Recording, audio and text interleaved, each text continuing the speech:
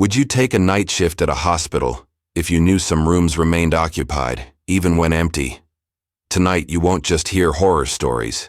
You'll feel what it's like to be in there, in the dark, alone, and hear someone calling you who shouldn't exist anymore. Get comfortable, put on your headphones, and stay until the end if you can. The first night on night duty should be quiet. That's what I was told. The hospital, an old building of grimy concrete, transformed into another place after the sun went down. During the day, the corridors were a constant stream of hurried doctors, overworked nurses, and worried visitors. But now, at dawn, everything was silent. Almost dead. The monotonous, rhythmic sound of the heart monitors filled the room. Small beeps that mingled with the low hum of the air conditioning and the occasional crackle of some aging pipe. The fluorescent lights, some already flickering in a harbinger of failure, cast unstable shadows on the greenish walls. The smell of antiseptic, impregnated in the air, seemed stronger at this time of day, as if trying to mask something that nobody mentioned. I was there, at the reception desk, watching the digital clock next to the bulletin board. 2 in the morning. The shift was progressing slowly, and exhaustion was beginning to take its toll. Ever since I started nursing school, I knew that the job would involve long nights, but nothing prepared me for the strange oppression that this hospital emanated at night. The silence wasn't just the absence of sound. It was as if something was lurking, holding its breath, waiting.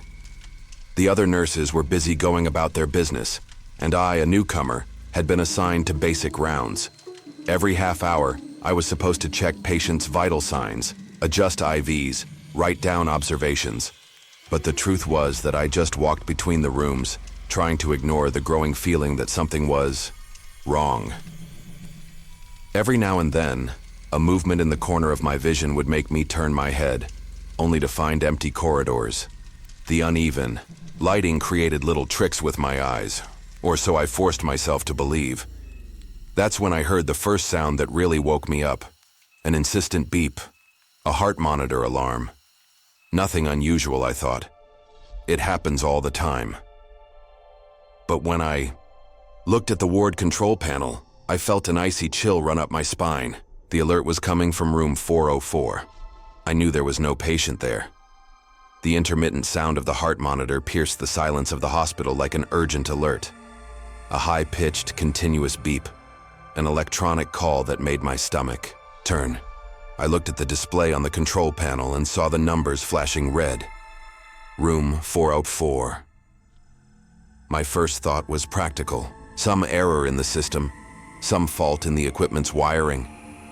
Maybe someone had made a mistake and plugged a monitor into a disabled room.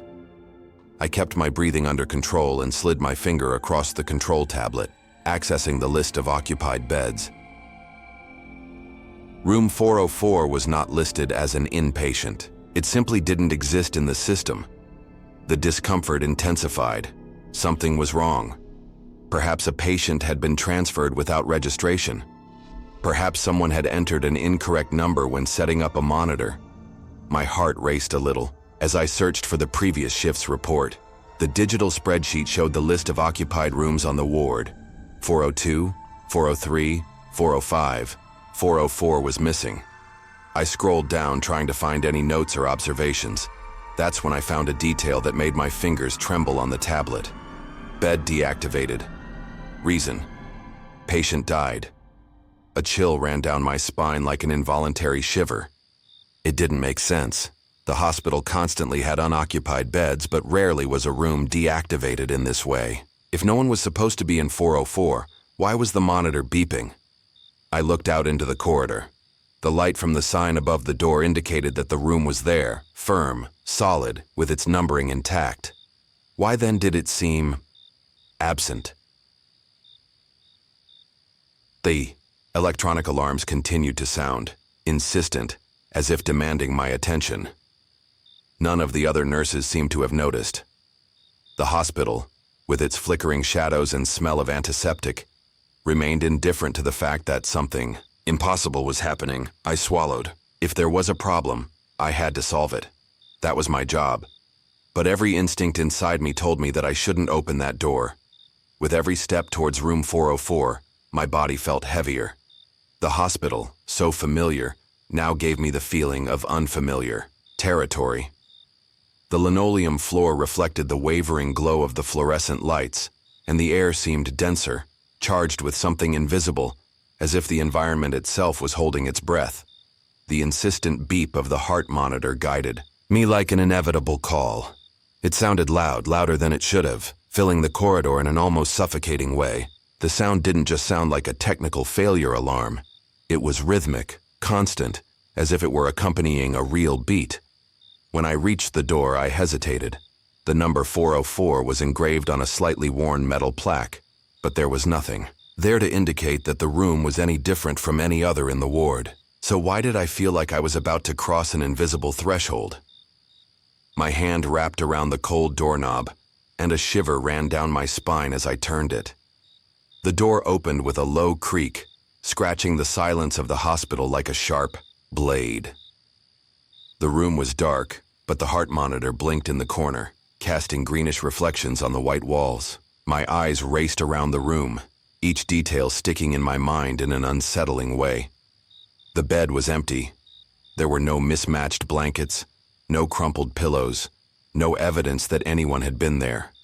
Just a perfectly tidy mattress, the sheets clean, and folded with precision, as if the room had been prepared for a new patient who had never arrived. But the heart monitor didn't know that.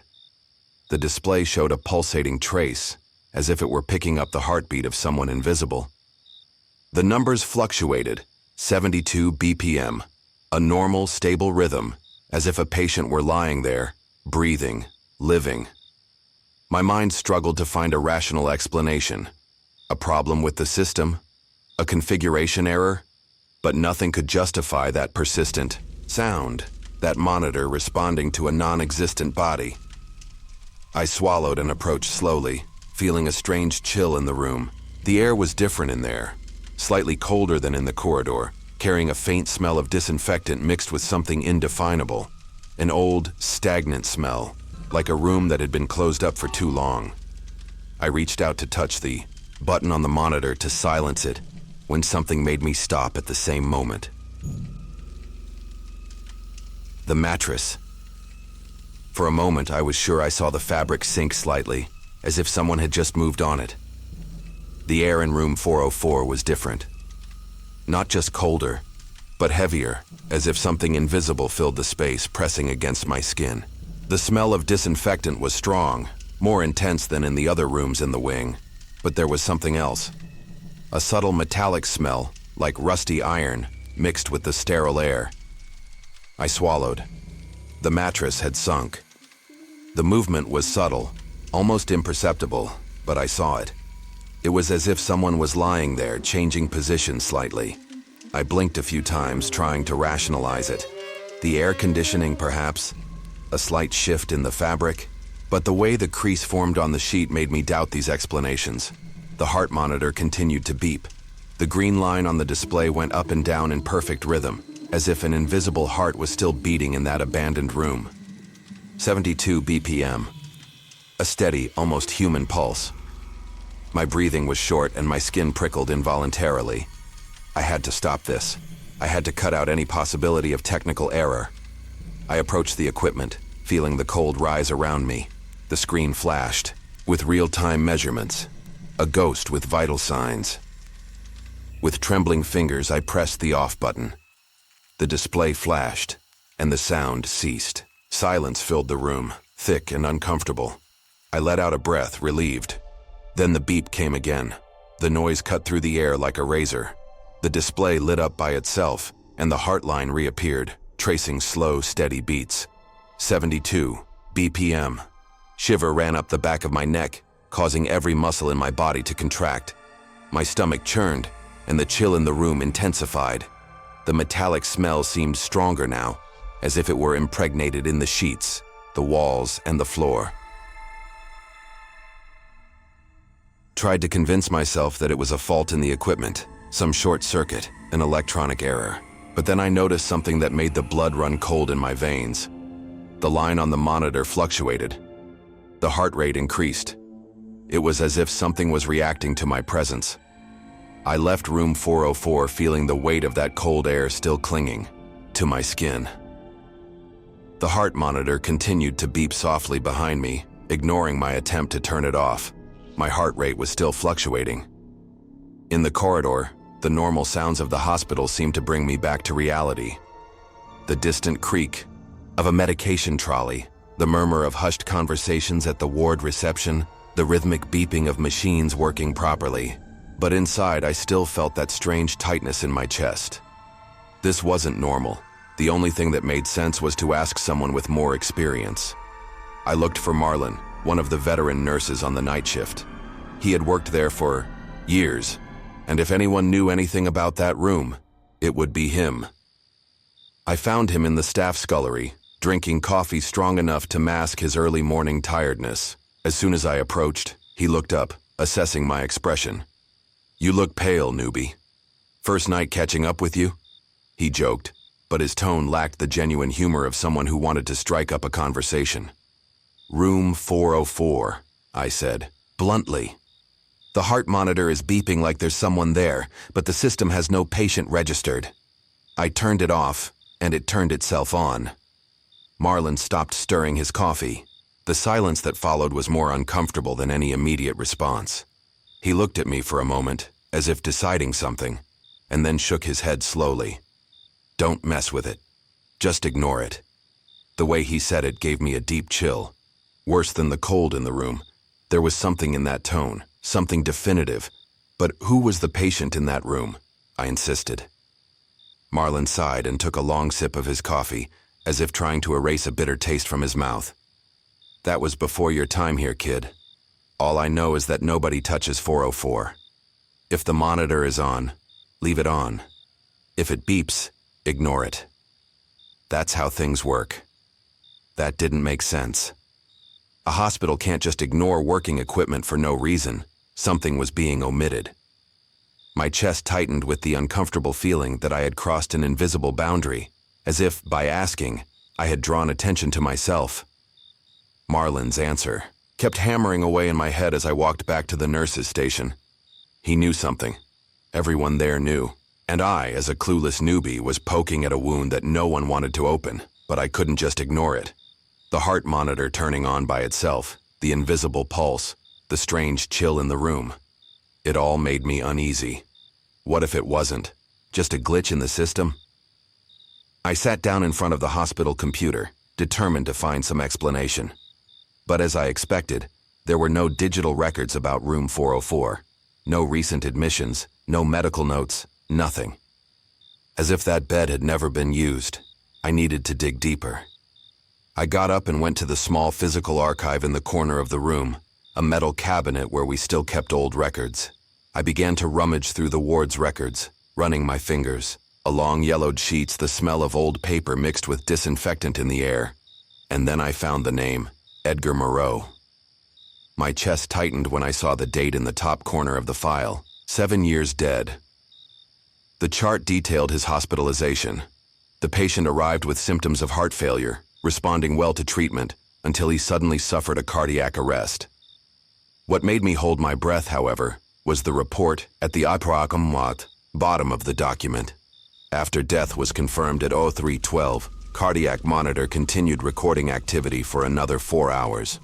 All the tests carried out confirmed the absence of vital signs. Equipment replaced twice. No explanation. A shiver went up my spine. The same monitor, the same room. 7 years later, still beeping. That's when the intercom at the nurse's station beeped softly. At first I thought it was just interference, some system noise. But then I heard it, a low, static-filled whisper. "Nurse, please, help me." My mouth went dry. The intercom was only connected to the ward's active rooms, but the screen flashed a number. Voice call, room 404. My heart was pounding hard against my chest. The intercom still squeaked slightly, but the whispering had stopped. The display continued to show the impossible. A call from room 404. My hands were sweaty. The strange chill I had felt earlier now seemed to have spread throughout the hospital. I looked around, expecting to see Marlon or any other nurse, but the station was empty. I was alone. I didn't want to go back to that room. Every part of my gut was screaming at me to ignore it. Pretend that nothing was happening, that it was just an error in the system. But something tugged at me, a sick curiosity that mixed fear and obligation. If someone, or something, needed help, I needed to know. I walked down the corridor, feeling the air grow colder with every step. The silence was absolute, as if the whole hospital was holding its breath along with me. The beeping of the monitor started out low, intermittent, but as I got closer, it became faster, more desperate. I stopped in front of the door. The number 404 looked darker, as if it had been burned into the metal. My hands were shaking as I turned the handle. The door creaked, and as soon as I crossed the threshold, the monitor went into a frightening frenzy. The screen flashed violently, the numbers rising rapidly. 72 BPM, 120, 140, 165. As if something was fighting to stay alive. My gaze settled on the bed. The sheets, once neat, were now slightly crumpled. The mattress was sinking subtly, as if someone had been lying there. It was then that I saw it. Not directly, but in the reflection of the monitor screen. A thin, pale figure lay on the bed. Deep, empty eyes stared at me. Her skin was thin and gray, her dry lips parted, as if she were trying to whisper something. My body froze. The air became heavy, hard to breathe. I turned around, expecting to find the thing in front of me. But the bed was empty. The monitor stopped abruptly. The desperate beeping turned into a straight, continuous line. Silence. A suffocating, deep silence that made my chest ache. Then I felt it. Something cold brushed against my hand. The icy touch on my hand made my body freeze. It wasn't my imagination. Something was holding my wrist. A weak but firm pressure, icy as marble, impossibly real. The air became even heavier, and I felt my breath become short. My first instinct was to pull my hand back, but I couldn't move. It was as if the thing was anchoring me there, pulling me into the room, into whatever it was. The heart monitor, which had gone silent before, blinked again. The screen flickered, full of static, like a television out of tune. Then, before I could react, the room's intercom made a dry noise and that weak, whispery voice came on again. "Can you see me now?" My blood ran cold. The monitor blinked one last time, and for a brief moment, the beats appeared again. But they weren't random. The name on the display wasn't Edgar Moreau. It was mine. My name. My own name. My heart nearly leapt out of my chest. The sound of the beeps echoed through the room, accelerating at a frantic pace, as if it were my own heartbeat being monitored. My vision darkened for a second, and I felt pure, instinctive dread overwhelm me. With one last effort, I managed to pull my hand back, stumbling backwards. The icy contact disappeared in the same instant, as if it had never existed. The monitor went off. The intercom went silent. Room 404 was empty again. I didn't think. I ran. I left that room as if my life depended on it, my heart hammering against my ribs, my breathing ragged. The hospital was like a maze, the cold lights reflecting off the waxed floor, every shadow becoming a threat. When I reached the nurse's station, Marlon was there watching me. He didn't ask anything. He just shook his head slowly, as if he already knew what I had seen. I never went back to room 404. But that night, when I tried to sleep, the sound of the heart monitor still echoed in my mind. Beep, beep, beep. And amidst the silence of my room, a faint voice whispered right in my ear, "Now you see me." The next morning, the hospital looked exactly the same. The corridors were full of nurses changing shifts, doctors checking charts, and patients receiving visitors. The usual orderly chaos. But for me, something had changed. My steps were heavy as I walked through the hospital, still feeling the echo of what had happened that early morning. The cold ring, the voice on the intercom, my name on the monitor screen. I tried to convince myself that it was just tiredness, a delirium from sleep deprivation, but the memory was too clear. It was real. The first thing I did was look for Marlon. I found him in the changing room, folding his coat to leave. I began, my voice still shaking. He didn't even look at me. He just sighed, closing the locker with a metallic clang. I told him to ignore it. But the monitor, I continued, my throat dry. It was on. My name appeared. Marlon finally turned his face to look at me. There was something in his eyes, a heaviness, a weariness that seemed older than the hospital itself. Room 404 is empty today. The monitor is off. Go and have a look if you like. I swallowed. I didn't want to go back there, but I needed to see for myself. I crossed the corridor hesitantly, each step bringing me back to what had happened hours before. But when I got there, the door was ajar. The bed was empty. The mattress intact. The monitor turned off. As if nothing had happened. As if the night before was just a bad dream. But it wasn't. Over the next few days, I tried to go about my routine as normal. But I began to notice something different about myself. My heart, once calm, began to beat strangely. Sometimes too fast, sometimes too slow. It felt out of rhythm. In the few hours I was able to sleep, I always woke up suddenly, covered in a cold sweat, feeling a pressure in my chest, and then came the worst. On the third night after it happened, while I was trying to fall asleep, I heard it, a low, insistent sound, a beep. At first, I thought it was all in my head, but the more I paid attention, the louder it got. An electronic beep, constant, the same sound as the heart monitor, now inside my head.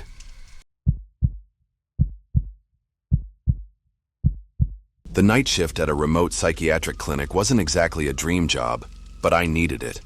It was my first night there, and I tried to ignore the chill in my stomach as I made my way through the long, dimly lit corridors. The silence was oppressive, unlike what I had imagined. There were no voices, no muffled cries, no murmurs, just a heavy, dense emptiness, as if the building itself was holding its breath. The emergency lights flickered occasionally, casting oscillating shadows on the worn white walls. The strong smell of disinfectant permeated the air, mixed with something I couldn't identify, maybe mold, maybe the weight of time. I wanted to believe it was just nerves. After all, the first night in a new job is always like that. But there was something about the place. Something that made my skin crawl. My shift colleague, an older nurse called Davila, noticed my unease as she showed me around the main ward. "It's normal at first," she said with a tired smile. "Everyone finds the first few nights here strange. But you get used to it." I tried to smile back, but I couldn't ignore what she didn't say. Rumors about the clinic had reached me even before the interview. Patients seeing things that weren't there. Staff asking for transfers after only a few weeks. Sounds echoing in the empty corridors. Of course, it could just be gossip from bored people. But that first night, walking alone between the closed rooms, and hearing only the muffled sound of my own breathing, I felt that something was watching me, something I couldn't see. I checked the watch on my wrist. 2:37 in the morning. There were still hours until the end of the shift. I sighed and headed for the control room, ready for a few more hours of monotony. Just then, the emergency alarm went off. The sound cut through the silence like a blade, echoing through the empty corridors. I looked at the control panel and felt my stomach turn. Alert, room 311. But there was no one admitted there, not for 15 years. The sharp, invasive sound of the emergency alarm tore through the silence of the psychiatric clinic, making me jump in my chair. The noise echoed through the empty corridors like a metallic scream. My hands froze on the medical records I was organizing at the reception desk. My heart raced, not just from fright, but from the strange urgency that Siren carried. I looked up at the control panel above the desk, where the room numbers appeared whenever an event required immediate attention. The number flashed bright red, pulsing at regular intervals, like a warning. A cold sensation ran up my spine. I may not have known the clinic in depth, but I knew that room had been disused for years. No patients were allocated there. No one was supposed to be there. I stood up quickly and approached the panel. My first thought was that it was a system error, some technical problem. This had to have happened before, right? But when I took a closer look at the screen, I felt the blood drain from my face. The monitors were picking up vital signs. The display showed normal cardiac and respiratory activity, as if someone was lying in bed 3 out of 11, alive and conscious. But that was impossible. Room 311 had been locked and sealed since an event that no one had spoken about directly. I didn't know the details, but the looks the staff exchanged whenever the number was mentioned were enough to make me wary. The alarm kept ringing, and my body seemed torn between two options: ignore the call and follow the clinic's silent warning, or check it out. I swallowed and grabbed the radio attached to my uniform. "Davila, do you see that?" Static was the only answer. I was alone. I took a deep breath and grabbed the master key from the counter. My feet moved alone towards the corridor. The sound of the alarm sounded more and more distant, as if it were dissolving into thin air, and with every step, the feeling that something was waiting for me on the other side of that door grew inside me. My footsteps echoed down the deserted corridor, each hurried beat of my soles against the floor seeming to blend in with the insistent sound of the alarm. The dim light flickered above me, casting unstable shadows against the pale walls. The chill in the air seemed more intense now, as if something invisible was draining the heat from the room. And the number on the worn door seemed to stare at me, as if it was waiting for me. My hands were sweating as I pressed the master key. My instinct screamed at me not to go in, but I had to check. I turned the handle and pushed hard on the door. The room was perfectly tidy, clean. Neatly folded sheets covered the bed. The pillow, lined up in the center of the bed, untouched. There was no sign of anyone, no movement, no body. But the heart monitor at his bedside was blinking desperately. The green line went up and down rapidly, indicating a rapid pulse. My stomach churned. This didn't make sense. I took a hesitant step into the room, feeling an even colder chill envelop me. The air smelled of disinfectant, but there was also something else. Something slightly metallic, damp. And then, without warning, the alarm stopped. The piercing sound ceased abruptly, leaving the room in suffocating silence. My own heart was hammering so loudly in my chest that it seemed to fill the space left by the alarm. Before I could react, the heart monitor blinked one last time and went out. My chest tightened. The silence now seemed even deeper. Then the screen came back on, but now there were no more vital signs. The once frantic green line was now a single continuous straight line, accompanied by a low, uninterrupted beep, as if the invisible patient had just died. My breathing failed, and at that instant, I felt a shiver run up the back of my neck. I was no longer alone in the room. The cold inside room 311 was unlike any other part of the clinic. It wasn't just the temperature, but a kind of absence, an icy vacuum that seemed to cling to my skin, to seep into my bones. The smell of disinfectant, once so strong in the corridors, now gave way to something more acidic, metallic. My throat burned as I inhaled, and for a moment, I had the distinct sensation of being in a contaminated environment, as if the air itself was wrong. Then I noticed the mattress. Even with the bed perfectly arranged, the sheets folded and stretched, precisely.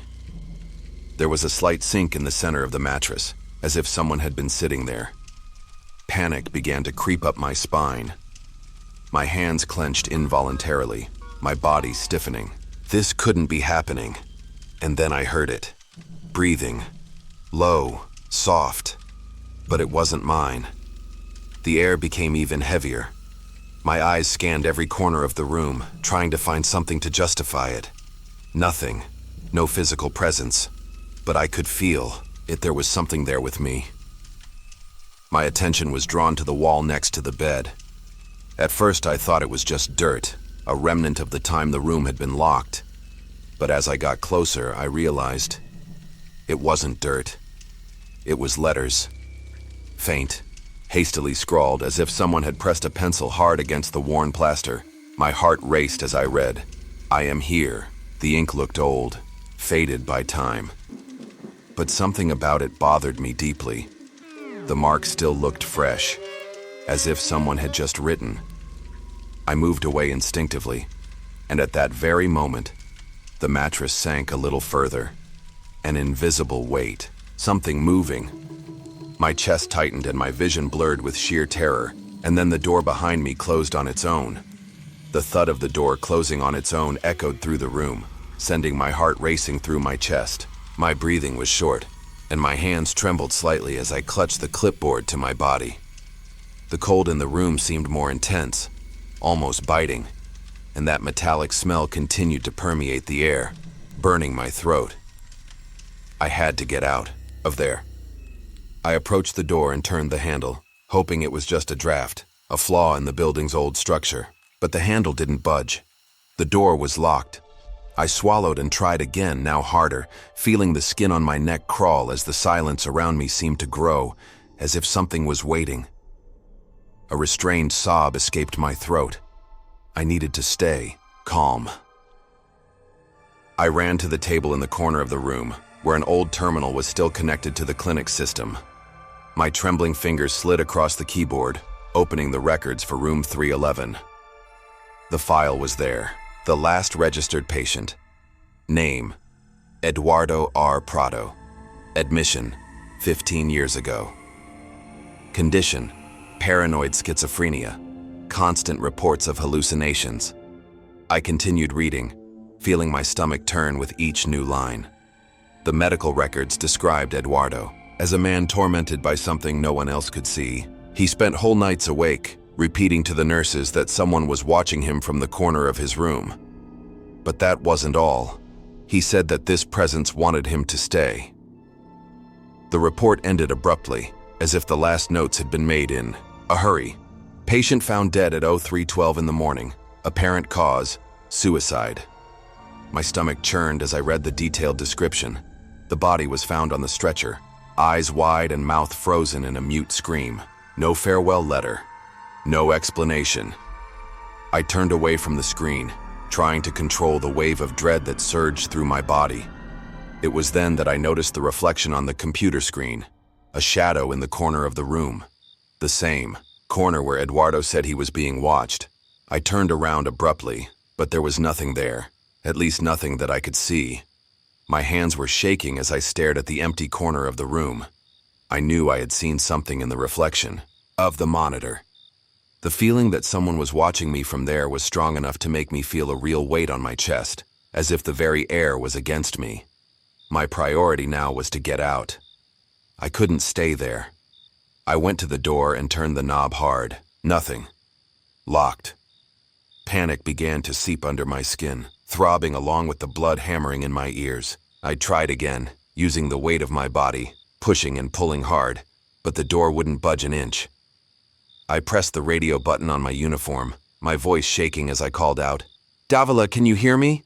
I'm trapped in 311, I need help. Esta, Tika." Low, irregular squeak answered from the other end. My breath caught as I waited for any sign of an answer. But what came next wasn't a human voice. It was a strange, wet noise, as if someone was trying to form words without actually being able to speak. I turned away from the radio as if it were contaminated. I wasn't alone in there. It was then that I saw the heart monitor blink. The screen went dark for a moment, and when it came back on, the waves of beats had disappeared. Instead, the letters began to appear, one by one, as if someone was typing, slowly. Then there was the QU. My body froze. A shiver ran up the back of my neck so strong that I felt my muscles tense. My vision caught something in the corner, a movement. Quick, low, a shadow sneaking close to the stretcher. There was no body, nothing visible. Just the shadow. It moved against the floor, elongated, as if something was there without having a concrete form. As if it was trying to manifest itself. My breath caught in my throat, and then the stretcher creaked, as if someone was getting up. The lights in room 311 began to flicker violently, casting oscillating shadows against the pale walls. The cold increased, and I could barely feel my fingers as my hand still tried, unsuccessfully, to turn the doorknob. The door was still locked. That's when I heard it. The creak of the stretcher. My chest tightened as I realized that the sound was coming from behind me. Something was moving over the empty bed. The air seemed heavier, charged with something indescribable, a kind of static electricity that made the hairs on my arms stand on end.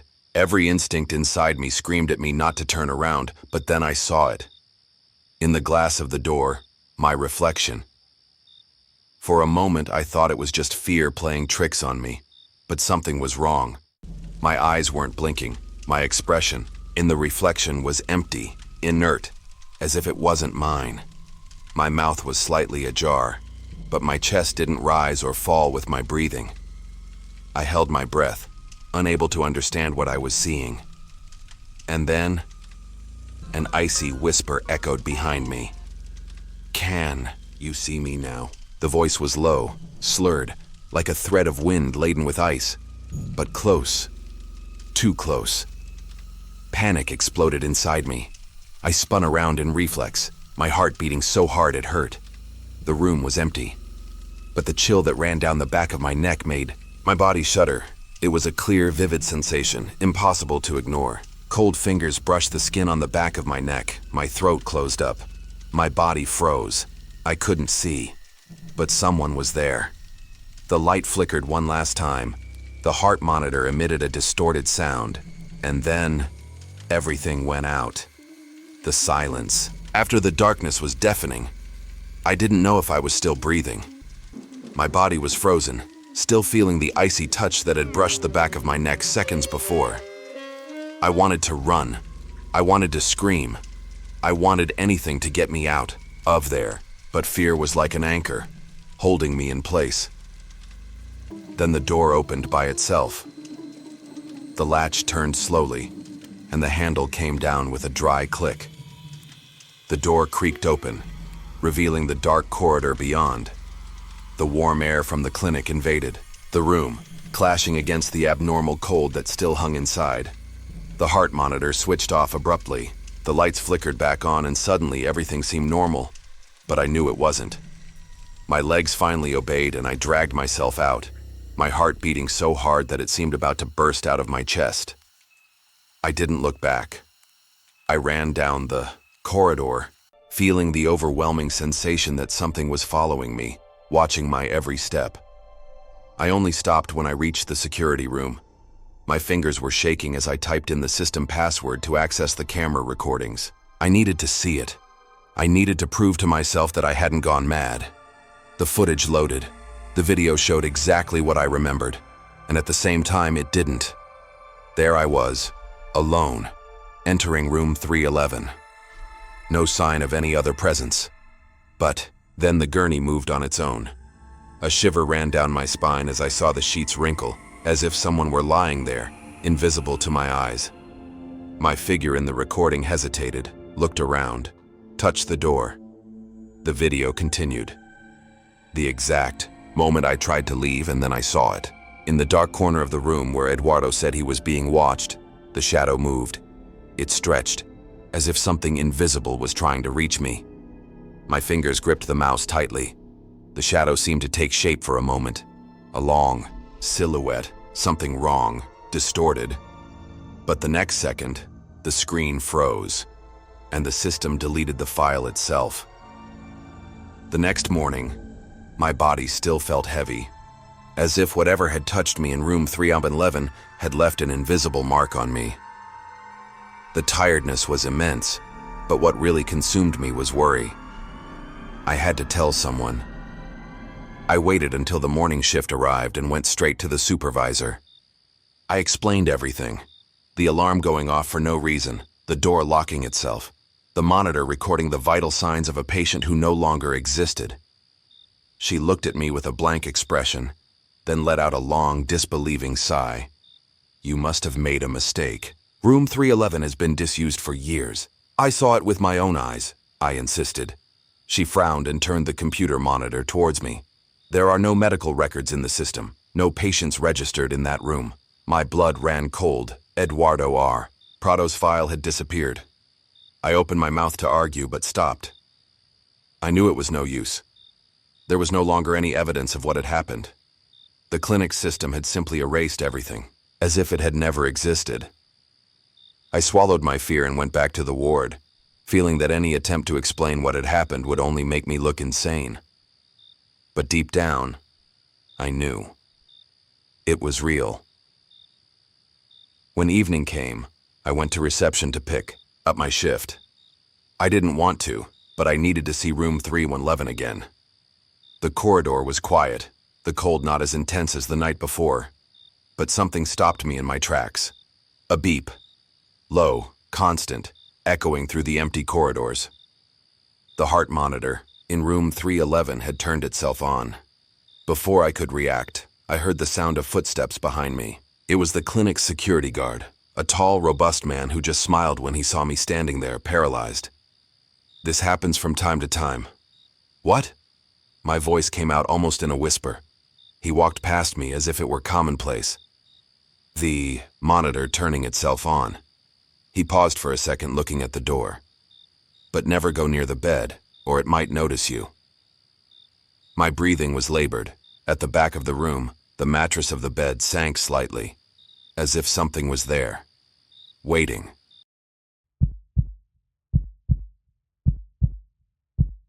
The hospital at dawn had a different atmosphere. It wasn't just the absolute silence of the corridors or the cold light of the neons flashing at random intervals. It was the weight of absence. During the day, the hospital was a living organism.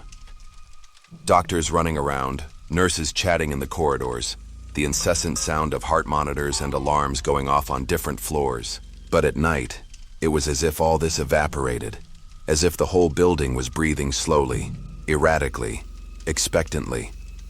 I was used to it. Working on the technical maintenance of the hospital's systems required me to do regular night shifts. Changing light bulbs, checking equipment, calibrating the speakers of the internal audio system. The latter, in fact, was my job that night. The hospital had a built-in sound system, something old, used mainly for administrative announcements and ambient music in the corridors. Most of the time, nobody noticed it was there, until it started to fail. I entered the control room at the end of the west corridor, a cramped space full of wires, monitors, and dusty panels. The only source of light came from the computer screen and a fluorescent lamp in the corner, which flickered from time to time, creating restless shadows on the walls. I sat down and let out a long sigh. It was already past 2 in the morning. The shift continued without news, and the only sound that accompanied me was the low hum of the monitoring machines scattered around the hospital. I put on my headset and connected it to the audio system. Everything seemed normal. The ambient music began to play softly, a gentle, repetitive melody designed to calm patients and staff who had to walk through the empty corridors at that hour. But even though I was used to this job, I couldn't help feeling that I was being watched. The kind of feeling that settles at the base of your neck and makes you look back, even though you know there's no one there. I adjusted the headphones, making sure they were properly fitted before starting the system check. The old software flashed on the computer screen, its graphics showing the audio channels that ran through the hospital corridors. The ambient music broadcast had started normally, filling the suffocating silence with a soft, almost hypnotic melody. I pressed a few buttons, testing the volume levels. The sound was clear, with no obvious distortions, but then I heard something strange. In the background of the music, almost imperceptibly, there was a noise. I stopped what I was doing and turned up the volume on the headset. The noise was there, very low, an intermittent sound that shouldn't have been present in the transmission, like a distant scratch, something that didn't match the soft tones of the melody. I moved closer to the monitor and opened the audio spectrogram, trying to identify the frequency of that noise. It could be a technical problem, some loose cable picking up external interference. But as the music progressed, the noise became clearer. It wasn't static. It wasn't a fault in the system. It was a voice. I frowned and advanced the audio track, listening more carefully. At first, it sounded like just a whisper, muffled, choppy, as if someone was trying to speak through an invisible barrier. Then something clearer came through. "Do you hear me?" Cold sweat trickled down the back of my neck. I looked at the monitors. No abnormalities in the system, no parallel transmission, no radio connection to justify that sound. But the voice was there, low, distant, but insistently present. I took a step back, feeling my stomach turn. I looked around the small room alone, but the feeling that I wasn't really alone grew even stronger. I pressed the button to stop the transmission, hoping that silence would fill the headphones, but the noise remained. And this time, the voice whispered my name. The whisper resounded in the earpiece, weak, fragmented, but my name was there. A shiver went up my spine, leaving my arms cold, as if the air around me had suddenly become heavier. My first reaction was to rationalize. It must be a fault in the system, some external interference, perhaps a noise picked up by frayed cables. I'd dealt with faulty transmissions before, random squeaks, distorted voices coming from nearby radios. But there was something different about this voice. It didn't sound like a technical problem. It sounded human. I swallowed and turned up the volume, trying to get a better sound. The ambient music was still playing in the headphones, soft, calm, but now there was something underneath. At first it was just a subtle noise like a low, paused breath. Then it began to form into slurred, shaky syllables, as if someone was trying to force the words out. "Are you listening?" My body froze. The voice was weak, almost pleading, and came from inside the transmission. But there were no active microphones. There were no calls connected. The whole hospital was silent. A strange pressure squeezed my chest. My ears became more attentive, trying to pick up any surrounding sounds. The corridor outside seemed even quieter than before, as if waiting for my reaction.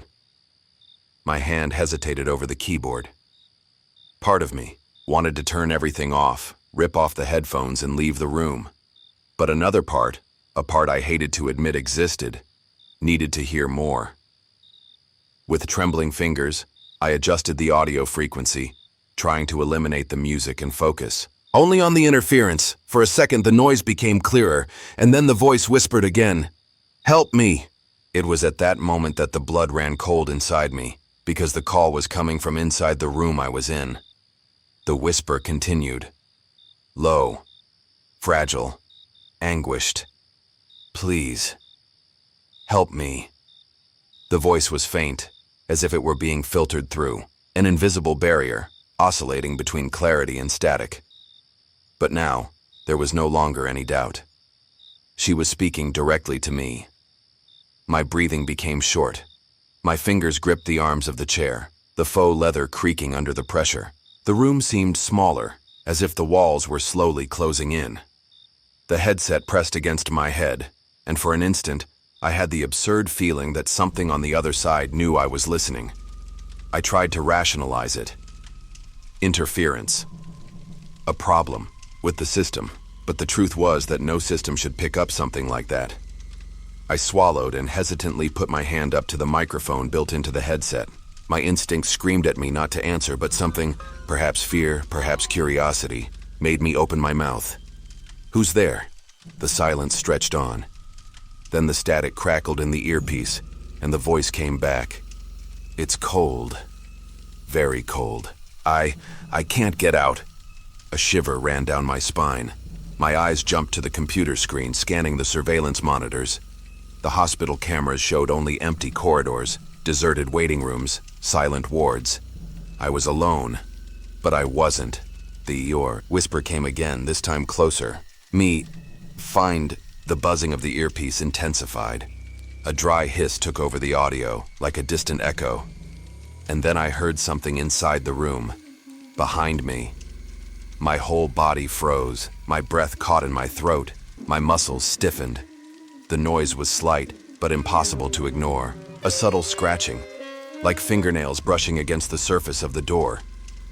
I knew there was no one there, but whatever was whispering through the earpiece, now it was trying to get in. Fear coursed through my body before my mind could even process what was happening. That sound, the whispers, they weren't coming from the hospital's audio system. My fingers moved frantically across the keyboard as I opened the signal analyzer. The software began to trace the source of the transmission. My heart was pounding, each beat echoing in my head as the data appeared on the screen. The graph oscillated from side to side, crossing the different audio outputs connected to the system. One by one, the channels appeared. East corridor, exam room, reception, ward. Nothing. All the speakers in the hospital were inactive. None of them transmitted any sound apart from the ambient music, which I had already turned off. Then the program located the source of the sound, and my stomach sank. The transmission was coming from inside my own living room. I felt a chill run up the back of my neck, my body refusing to accept what it was seeing. My hands began to sweat, and for a second, my vision blurred. This was impossible. I was alone in there. The door was closed. No microphone was connected. No audio source active. But the system insisted that the voice was coming from there. My hands were shaking. The headset was still pressed against my head, and the moment I tried to take it off, the whisper came again. "I know you're listening." The sound was no longer so distant. It wasn't interrupted by static. It was clear, close. I stood up suddenly, the chair dragging across the floor with a clattering noise. My chest rose and fell rapidly, and my eyes scanned the room for any sign of movement. The monitor blinked. The headset squeaked with a dry noise, and then something breathed behind me, very close. I turned my body in reflex, my heart racing, hoping to see what? But there was no one there. The room was still empty. But then the computer restarted itself. The screen went dark, and in the darkness reflected in the blacked-out monitor, I saw a shadow that wasn't mine.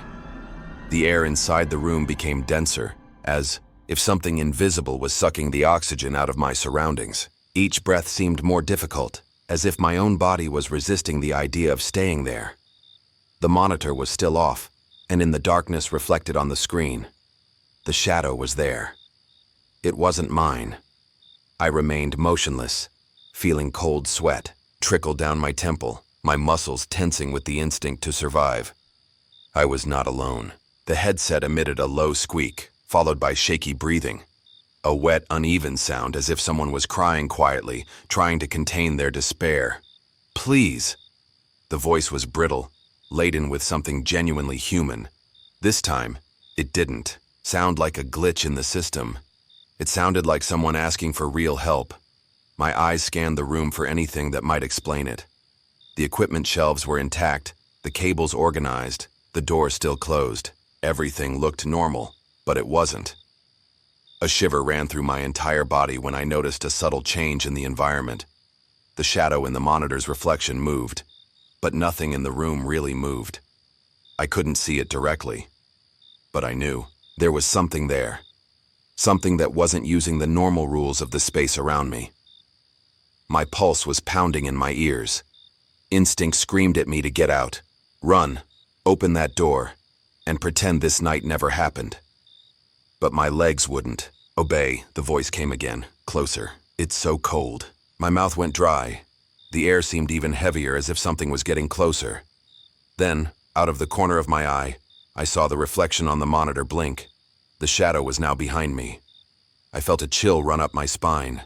I felt a presence there, and then, for the first time, I felt something touch my shoulder. The icy touch on my shoulder made my breathing stop. It was real.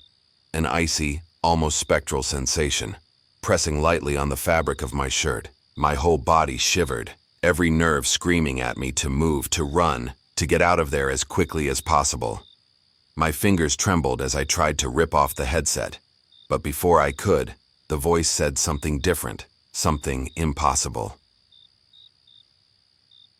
It said my name clearly. It wasn't a slurred whisper like before. It wasn't distorted, interspersed with wheezing. It was clean, precise. "Can you hear me, my name?" My lungs emptied. My heart raced painfully as if trying to get out of my chest. This thing knew who I was. My mind spun, searching for some logical explanation. Maybe someone was playing a joke on me. Maybe it was a prank by one of the doctors on duty. But deep down, I knew it wasn't that. The room was empty. The audio system had no active microphones. There was no one there but me, or rather, there shouldn't be. The air seemed heavier, The blacked-out monitor reflected only my silhouette, and behind it, something that shouldn't be there. My hands finally reacted, pulling the earpiece out of my ear with a sudden movement. But the voice didn't stop. It was no longer coming from the earpiece. It was in the living room. "Why did you leave me here?" A freezing shiver ran down my spine. My stomach churned in sheer terror. I didn't know what he was talking about, but he thought I did. The presence on my shoulder grew stronger, as if invisible fingers were trying to hold me in place. My instinct finally overcame my panic. With a sudden movement, I turned and ran. The door flew open as I pushed it, and I threw myself out of the room, my heart exploding in my chest. But as I shot down the dimly lit corridor, leaving that room behind, one last sentence echoed in the air. "You can't run away from me." My feet echoed down the empty hospital corridor as I ran, but fear seemed glued to my body, like an invisible weight dragging me backwards. The persistent chill still marked the spot where the thing had touched my shoulder, as if the sensation was impregnated into my skin. I stopped at the bend in the corridor, my lungs burning, trying to catch my breath. I had to get out of there. But then a sound emerged from the room behind me. The audio was still on. My eyes went wide. I had ripped off the headset, disconnected the system. But the sound was still being transmitted. The same distorted hiss filled the air, reverberating through the speakers in the room. Only now the voice was no longer asking for help. Now it was laughing. It was a dry, brittle sound interspersed with static, as if something was amused by my reaction. My skin crawled. Every fiber in my body told me not to go back, not to look. But I had to. My body moved against my will, my footsteps dragging on the floor as I returned to the entrance of the room. The laughter echoed, mixed with the hissing as if something was waiting. The sound got louder, sharper. Then it abruptly stopped. Silence filled the room. But something was wrong. The audio hadn't stopped completely. Now it was coming from the floor. Swallowed and looked down. The headset I had thrown on the floor was still on, and it was at that moment that I realized the most terrifying detail. The microphone's LED was flashing. Someone was listening, waiting for me to talk back. The shift ended, but the fear stayed with me. I shut down the system. I closed the maintenance room. I left the hospital without looking back. But even in the dim light of dawn, with the sun beginning to tint the buildings orange, the chill inside me didn't go away. The feeling of being watched remained. I tried to go about my day as normal, pretend that nothing had happened. When I got home, I took a hot shower, the water running heavily over my skin. But I could still feel the cold mark on my shoulder, the exact spot where that thing had touched me. Sleep came in fragments. Every time I closed my eyes, I felt that whisper still there, floating on the edge of my consciousness. And then something happened. I grabbed my headphones to listen to music on the subway, just to get my mind off things. But when I put on the headphones and pressed play, the noise was there, a low, almost imperceptible interference, as if there was something behind the music, breathing into the transmission. My chest tightened. I ripped the headphones off, my heart racing. I thought it was all in my head, the tiredness, the stress of the night before. But then, later at home, I tried again. Another earphone, another song, and there it was. Low, constant. A sound I recognized. I wanted to believe it was paranoia, that my mind was projecting a fear. That should have passed. But deep down I knew the truth. The transmission never stopped. It just moved. Now, it was with me.